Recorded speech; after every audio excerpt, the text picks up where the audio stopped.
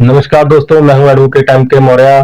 दोस्तों, आज मैं आपसे बहुत ही इम्पोर्टेंट टॉपिक कोर्ट समन के बारे में बात करूंगा। दोस्तों, कोर्ट समन अलग अलग लोगों को भेजती है, जैसे आरोपी को, विटनेस को तथा डिफेंडेंट को समन भेजती है तथा इन समन के अलग अलग पर्पस सरकमस्टांसेस होते हैं। दोस्तों, जानने के लिए वीडियो को अंत तक जरूर देखें। दोस्तों, सबसे पहले समझते हैं कोर्ट सम्मन क्या होता है। दोस्तों, कोर्ट सम्मन अदालत द्वारा जारी किया हुआ एक आदेश होता है, जिसमें अदालत किसी व्यक्ति को निश्चित दिन तथा समय पर कोर्ट में अदालत में उपस्थित होने के लिए कहती है।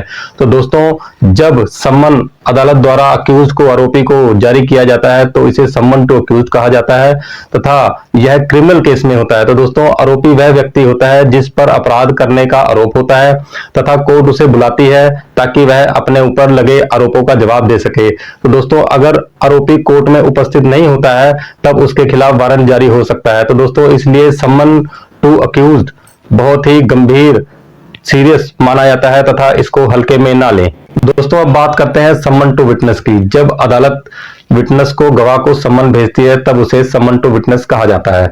दोस्तों, गवाह को, विटनेस को सिविल तथा क्रिमिनल दोनों कोर्टों द्वारा सम्मन भेजे जा सकते हैं। दोस्तों, गवाह वह व्यक्ति होता है जिसे केस के फैक्ट की जानकारी होती है। दोस्तों, अदालत उसे इसलिए बुलाती है ताकि वह अपनी गवाही कोर्ट में दे सके तथा डॉक्यूमेंट प्रोड्यूस कर सके। दोस्तों, विटनेस पे कोई आरोप नहीं होता है, लेकिन अगर वह अदालत में उपस्थित नहीं होता है तो उसके खिलाफ भी कार्रवाई हो सकती है। दोस्तों, अब मैं आपको बताता हूं सम्मन टू डिफेंडेंट या रिस्पोंडेंट क्या होता है। दोस्तों, जब अदालत किसी सिविल केस में व्यक्ति को सम्मन जारी करती है तब उसे सम्मन टू डिफेंडेंट या रिस्पोंडेंट कहा जाता है। दोस्तों, डिफेंडेंट, रिस्पोंडेंट वह व्यक्ति होता है जिसके खिलाफ सिविल केस दायर किया गया होता है। दोस्तों, डिफेंडेंट, रिस्पोंडेंट को सम्मन जारी करने का पर्पस, उद्देश्य उसको उसके केस की जानकारी तथा उसको उसके केस में जवाब देने का मौका देना होता है।